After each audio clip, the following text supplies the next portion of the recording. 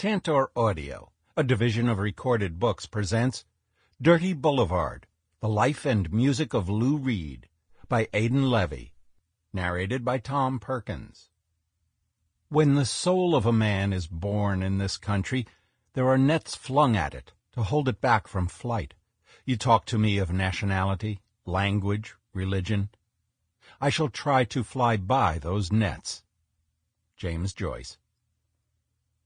This is the way that night passes by. This is the overnight, endless trip to the famous unfathomable abyss. Delmore Schwartz. Prologue. Somewhere in the suburbs, a listless teenager turned the key in the ignition of his parents' car and shifted into gear. It was Wednesday night before Thanksgiving, and there was nothing to do but drive to the McDonald's parking lot where people from school sometimes got together, hoping for anything to happen that would pass the time. When he pulled up, he saw that no one was there. McDonald's wasn't even open. All was dark but a flickering neon light at the liquor store next door. It was the most boring night of the year in the most boring town on earth. All he had was the glow of the radio and the eerie desolation of a strip mall past 9 p.m. When the bass came in, quietly, with its mellow glide underneath a laid-back guitar strumming two repeating chords and the insouciant shuffle of a hi-hat, he hardly noticed.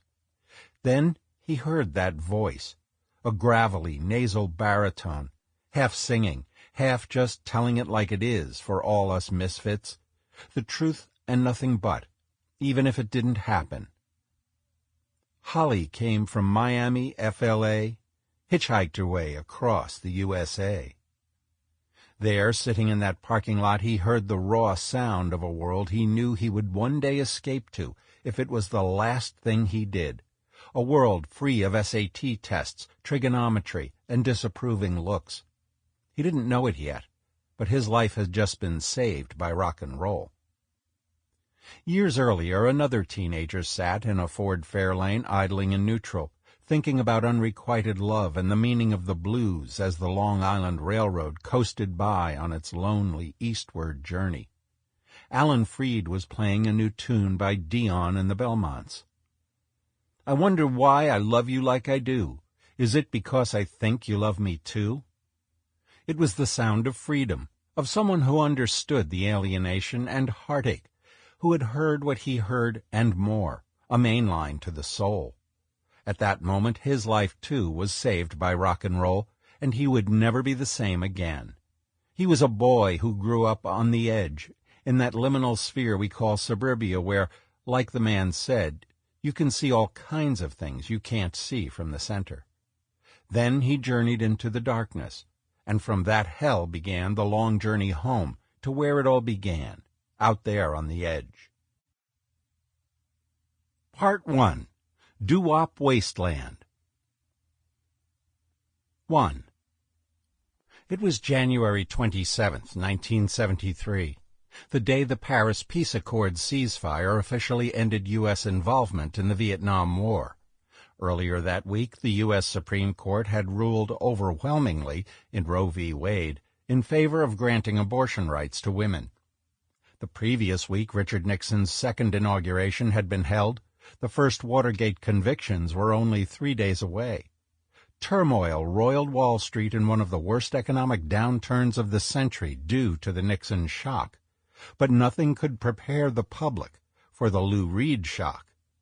Mainstream radio responded to the maelstrom of political turbulence with a mix of nostalgia and cynicism.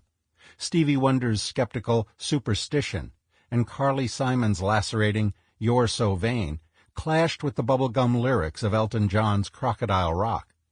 Yet as coarser sounds began to emanate from the lower frequencies, the public was just not ready to take a walk with Lou Reed, an affront to common decency that in the coming weeks was about to creep insidiously onto AM airwaves, distinctly above the underground.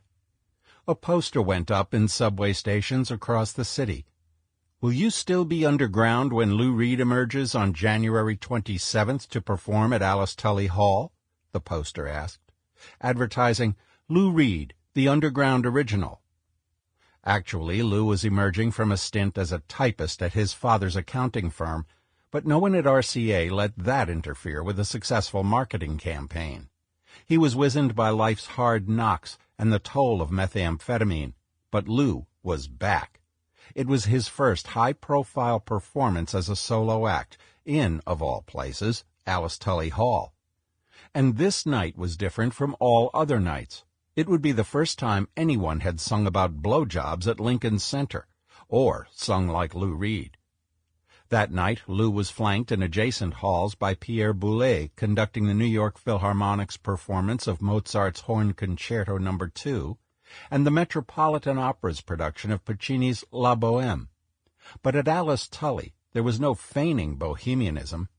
Ignoring the de facto dress code, Lou showed up in his black leather jacket and jeans, menacing black mascara and nail polish, and an unruly plume of curls, the fiercest Jew-fro in history, with his teenage Yonkers backing band, the Tots, and turned the amplifier to 11 as he limned a murky portrait of street life for the unwashed masses that had gathered to hear their bacchanalian rock god eviscerate their senses. It took some social lubrication to overcome the jitters of a 2-year hiatus, more than a little. He was 30 years old and had just gotten married 2 weeks prior, but no institution, musical or matrimonial, could restrain the irrepressible force that was Lou Reed. On this night, set free by Scotch, the only thing that could restrain him was his leather.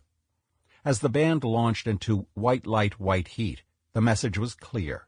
Respectability be damned. This was rock and roll. Lou had resurfaced after leaving the Velvets at Max's Kansas City on a balmy summer night in 1970 and moving home to Long Island with his parents, taking a menial $40-a-week job working for his father. It would take him a lifetime to truly learn to collaborate, but with the help of Mick Ronson and his biggest fan, David Bowie, the newly transformed Phantom of Rock, RCA's honorific, had released Transformer, a descent into a sadomasochistic underworld that would soon slip under the ears and over the heads of the censors, who just didn't know what giving head really meant. When Walk on the Wild Side hit, it was like a bomb going off as the seamy underbelly of Andy Warhol's factory exploded into cars and basements across America, where adolescents full of pent-up political frustration and raging hormones found the voice of rebellion that put a vicious spin on the meaning of flower power. That December, the New York Times did not mince words about Lou.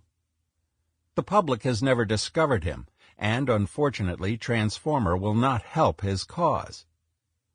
Ellen Willis, who rhapsodized about the Velvet Underground, trashed the album in the New Yorker, calling it terrible, lame, pseudo-decadent lyrics, lame, pseudo-something-or-other singing, and a just plain lame band.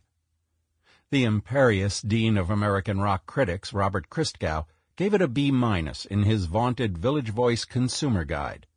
But Lou was unfazed by the media machine. His indomitable metal machine ate journalists for breakfast. Leading up to the release of Transformer, RCA took out ads in the Village Voice featuring a graffiti artist painting Lou's name on a subway car. The New York City Department of Parks and Recreation promptly put out a cease and desist for this flagrant act of vandalism. The ad never appeared again, but Lou had already begun making his indelible black mark on the sanitized veneer of the rigid establishment. His graffiti vandalized virgin ears, and once it was heard, it could never be unheard. The damage was irreversible. The avant-garde cognoscenti already revered Lou as the amoral gutter poet of the Velvet Underground. Rimbaud with a guitar, the scowl that launched 1,000 bands, but now he was coming out as, among other things, a bona fide rock star, much to his chagrin. 15 minutes of fame would have been enough for Lou. All that mattered to him was the music. Lincoln Center was the Normandy invasion of Lou's carefully orchestrated comeback. As part of the city's transgressive avant-garde intellectual demi-monde, Lou had been to the opera, but this was a far ride uptown from the boho-chic grittiness of Max's Kansas City. The Tots... Sample complete. Ready to continue?